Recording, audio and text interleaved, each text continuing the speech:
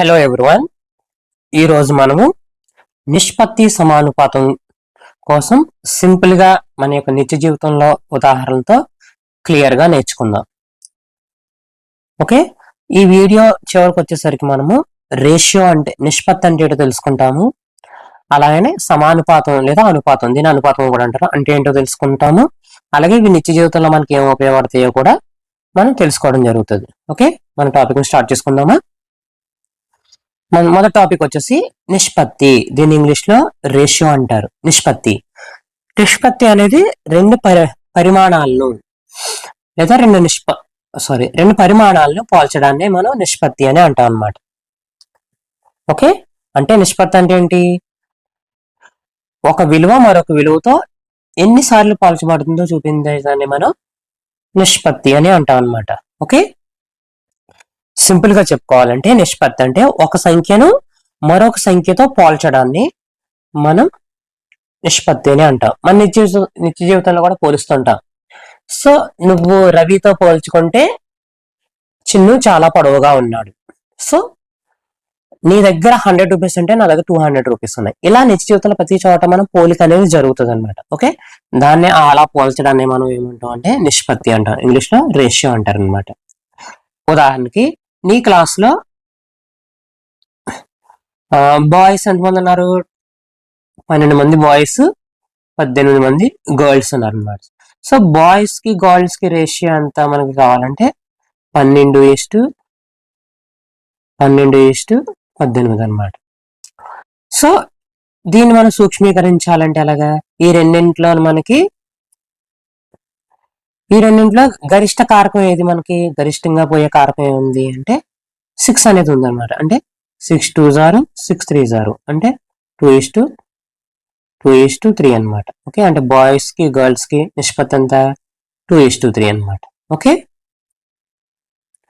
మన సూత్రం రూపంలో తెలుసుకోవాలంటే నిష్పత్తిని A:B గా సూచిస్తారనమాట. A:B అన్నా లేదా A/B అన్నా ఒకటే అర్థం. ఎందుకంటే సో నిష్పత్తి అనేది భాగాహారం కిందే లెక్క అనమాట. దేర్ఫోర్ A:B అన్నా ఒకటే, A/B అన్నా ఒకటే అనమాట. ఓకే, ఇంకొక ఉదాహరణ చూద్దాం అనమాట. మన ఇంట్లో మన అమ్మ రైస్ ప్రిపరేషన్ అనేది చేస్తుంది కదా. అందులో రైస్ ప్రిపరేషన్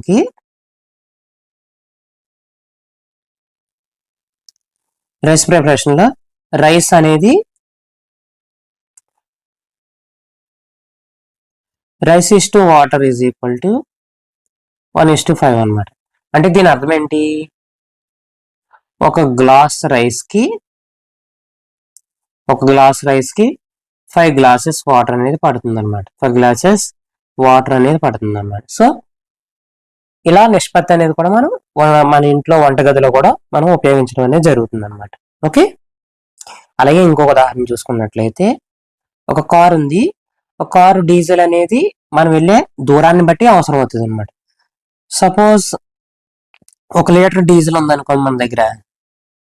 1 లీటర్ డీజిల్ ఉంటే ఆ కార్ కెపాసిటీ ఎంత? 8 కిలోమీటర్ల దూరం ప్రయాణిస్తుంది అనమాట. సో దీని నిష్పత్తి రూపంలో ఎలా వస్తాం? సో డీజిల్ ఈస్ టు దూరం ఈజ్ ఈక్వల్ టు 1:8. అంటే దాని అర్థం ఏంటి? 1 లీటర్ డీజిల్ 8 కిలోమీటర్ల దూరం అనేది ప్రయాణించడం అనేది జరుగుతుంది అనమాట. ఓకే, సో అర్థమైంది కదా. నిష్పత్తి అంటే ఏదైనా రెండు పరిమాణాలని పోల్చడాన్ని మనం నిష్పత్తి అని అంటాం అనమాట. ఓకే, ఇప్పుడు అనుపాతం. దీన్నే అనుపాతం లేదా సమానుపాతం అని కూడా అంటారు అనమాట. దీన్నే అనుపాతం అని కూడా అనవచ్చు. అనుపాతం లేదా సమానుపాతం ఏదైనా ఒకటి అనమాట. ఇంగ్లీష్ లో ప్రపోర్షన్ అని అంటారు. సో అసలు సమానుపాతం అంటే ఏంటి? ఏవైనా రెండు నిష్పత్తుల్ని సమానంగా చూపించడం. అంటే ఏవైనా రెండు నిష్పత్తులు సమానంగా ఉంటే ఆ నిష్పత్తుల్లో ఉన్న 4 పరిమాణాలు కూడా అనుపాతంలో ఉన్నాయని అంటాం అనమాట. సపోజ్ రూల్ ప్రకారం చెప్పుకున్నట్లయితే A:B is equal to C:D అనమాట. అంటే A:B అంటే A:B అనే నిష్పత్తి C:D అనే నిష్పత్తికి సమాన వాల్యూ కలిగి ఉంటుంది అనమాట. దీన్ని ఎలా రాయొచ్చు? A/B is equal to C/D కింద రాయొచ్చు అనమాట. నిష్పత్తి కింద రాయొచ్చు, డివైడెడ్ బై కింద ఫ్రాక్షన్ భిన్నం కింద కూడా రాయొచ్చు అనమాట. ఓకే, సో ఈ రెండు కూడా ఈక్వల్ అన్నమాట. ఓకే, సపోజ్ ఒక ఉదాహరణ చూద్దాం. 2:4 ఈజ్ ఈక్వల్ టు 4:8 అని ఇచ్చాడు అనమాట. సో ఈ రెండు సమానం కాదో చూద్దాం. రెండు సమానం కాదో చూడాలంటే ఫస్ట్ వీటిని సూక్ష్మీకరించాలి.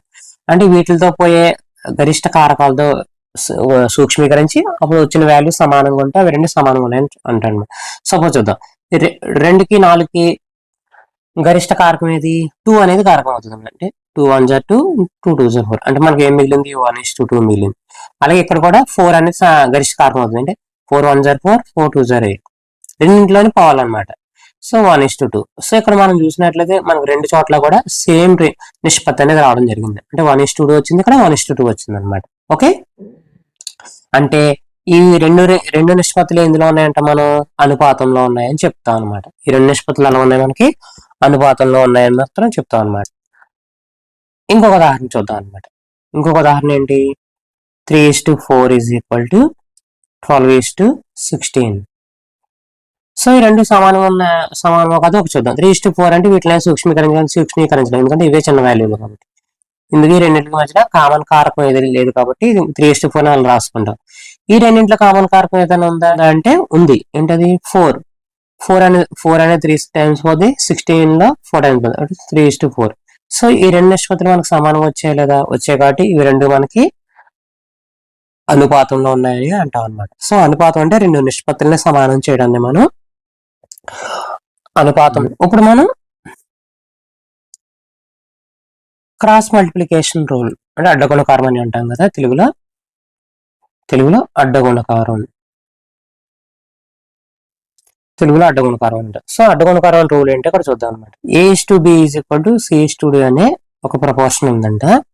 దీన్ని ఎలా రాయొచ్చు మనం? A:B A/B అని రాయొచ్చు, C:D C/D అని రాయొచ్చు. సో అడ్డగుణకారం అంటే అడ్డంగా గుణించడమే. అంటే A:D C:D అంటే A:D is equal to C:D అనమాట. సో A:D గుణిస్తే మనకి వాల్యూ ఎంత వస్తుందో C:D గుణించిన అంత వాల్యూ వస్తే ఆ రెండు నిష్పత్తులు మనకి అనుపాతంలో ఉన్నాయని అనుకోండి. అంటే అనుపాతంలోనే రేషియో నిష్పత్తుల్ని అడ్డగుణకారం చేసినట్లయితే అవి వాటి యొక్క విలువలు రెండు సైడ్లు కూడా సమానంగా వస్తాయి అన్నమాట. ఓకేనా? సరే, అలా వస్తున్నాయి లేదా రెండు ఎగ్జాంపుల్ ద్వారా చూద్దాం. ఇక్కడ ఇచ్చిన ఎగ్జాంపుల్ చూద్దాం. 2:3 ఈజ్ 4:6 అంటే ఎలా రాయొచ్చు దీన్ని? 2/3 ఈజ్ ఈక్వల్ టు 4/6 అని రాయొచ్చా లేదా? రాయొచ్చు. ఇప్పుడు అడ్డగుణకారం చేసినట్లయితే 2 × 6 ఈజ్ ఈక్వల్ టు 4 × 3. 2 × 6 అంటే ఎంత? 12. 4 × 3 అంటే ఎంత? 12. సో ఈ రెండు సైడ్లు సమానం వచ్చాయి లేదా? కాబట్టి ఈ రెండు కూడా మనం అనుపాతంలో ఉన్నాయని చెప్పగలం అన్నమాట. ఓకేనా? ఇంకొక ఉదాహరణ చూద్దాం. ఇంకొక ఉదాహరణ తీసుకున్నట్లయితే 2:4 ఈజ్ ఈక్వల్ టు 4:8 అనమాట. సో దీని ఎలా రాయొచ్చు? 2/4 is equal to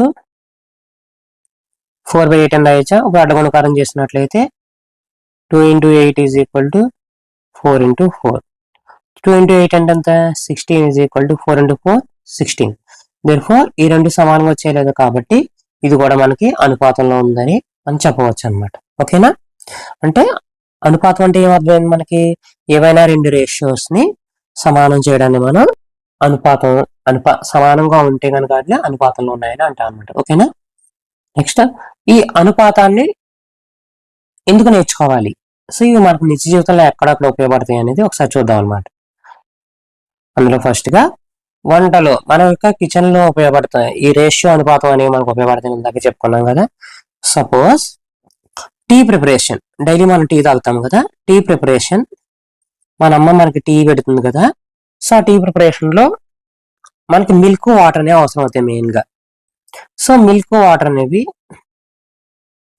milk is to water is equal to 1:3. అంటే దీని అర్థం ఏంటి?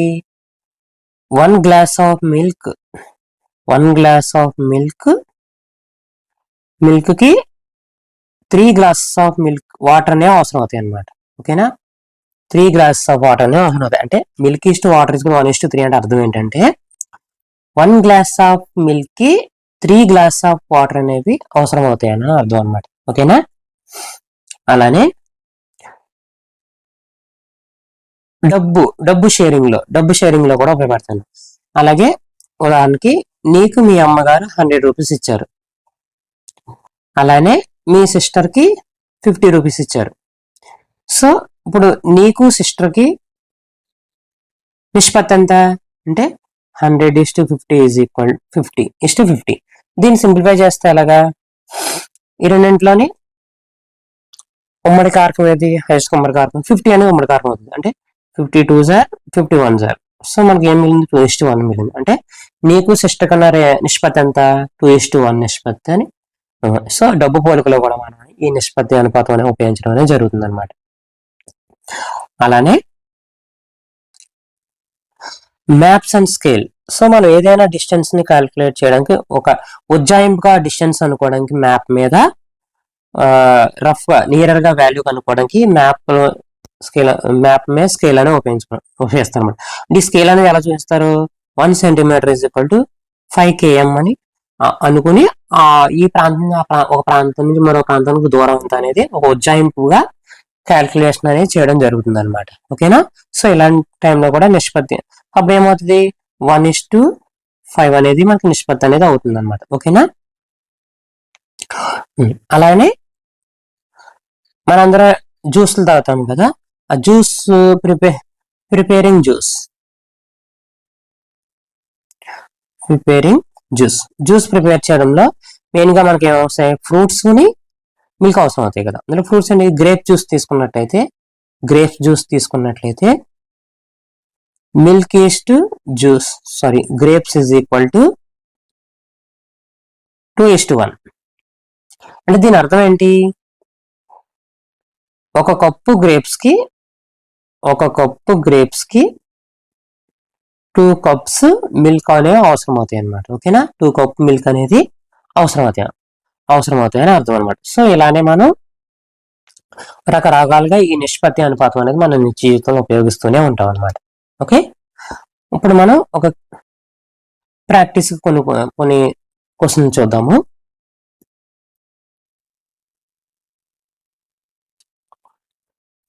Hmm. 6:12 సూక్ష్మీకరించండి. నేను ఈ వీడియో కొంతసేపు పాస్ చేస్తాను.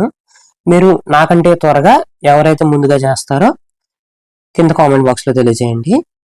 First one 6:12.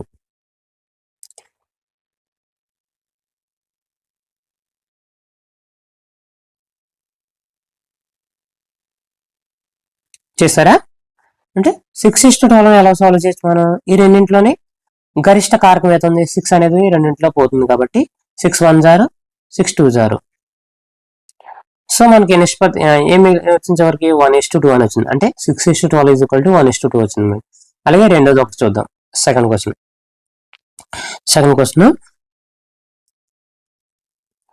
If milk is to water is equal to 1:3 అనమాట. Milk is to water is equal to 1:3 రేషియోలో ఉన్నాయన్నమాట. అలా అయితే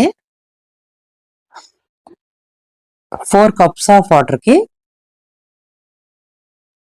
4 కప్స్ ఆఫ్ మిల్క్ కి ఎన్ని కప్పుల వాటర్ పడతాయి? ఎన్ని కప్పుల వాటర్ పడతాయి అంటే ఏం చేయాలి అప్పుడు? సో మిల్క్ ని 4 తో గుణించాలి. 4 తో గుణిస్తే దీన్ని కూడా 4 తో గుణిస్తాడు. అప్పుడు ఏమవుతుంది మనకి 4 1 జార్ 4 4 3 జార్ 12. సో మనకి ఏమొచ్చింది 4:12 వచ్చింది అనమాట. అంటే 4 కప్పుల మిల్క్ కి 12 కప్పుల వాటర్ అనేది అవసరం అవుతుంది అనమాట. ఓకే, అర్థమైంది అందరికీ? ఈరోజు మనం నేర్చుకున్న ఏంటి, సింపుల్ గా చెప్పుకోవాలంటే ఈరోజు మనం నేర్చుకున్నది ఏంటి, ఈరోజు మనం నిష్పత్తి అంటే ఏంటో తెలుసుకున్నాం. నిష్పత్తి అంటే ఏంటి తెలుసుకున్నాము, ఏదైనా రెండు పరిమాణాలని పోల్చడాన్ని మనం నిష్పత్తి అంటారు అనమాట. అలాగే సమానుపాతం అంటే ఏవైనా రెండు నిష్పత్తుల్ని సమానం చేయడానికి సమానుపాతం నేర్చుకున్నాం. అలానే మనకు నిత్య జీవితంలో ఇవి రెండు ఏ విధంగా ఉపయోగపడతాయి అనేవి కూడా మనం నేర్చుకోవడం అనేది జరిగింది అనమాట. ఓకేనా. అలానే నేను కిందని క్విజ్ అనేది ఒకటి ఇవ్వడం జరిగింది. అది క్లాస్ అయిపోయిన తర్వాత మీరు ట్రై చేసినట్లయితే మీకు ఎంత అవగాహన అయింది అనేది మీకు సెల్ఫ్ గా మీకు తెలుస్తుంది అనమాట. సో కాబట్టి అందరూ ట్రై చేయండి. అలానే టోటల్ PDF కూడా నేను మీకు ఇస్తున్నాను, ఇక్కడ డిస్క్రిప్షన్ బాక్స్ లో ఇస్తున్నాను. మీకు మీ యొక్క స్టడీ టైంలో కూడా ఫ్రీగా ఉపయోగించుకోవచ్చు. ఓకే, మీకు మా వీడియోలో కంటెంట్ కనుక నచ్చినట్లయితే మీ ఫ్రెండ్స్ కూడా షేర్ చేసి సబ్స్క్రైబ్ చేసుకోమని చెప్పవలసిందిగా కోరుచున్నాము. మరలా కొత్త టాపిక్తో కలుసుకుందాం. Thank you all.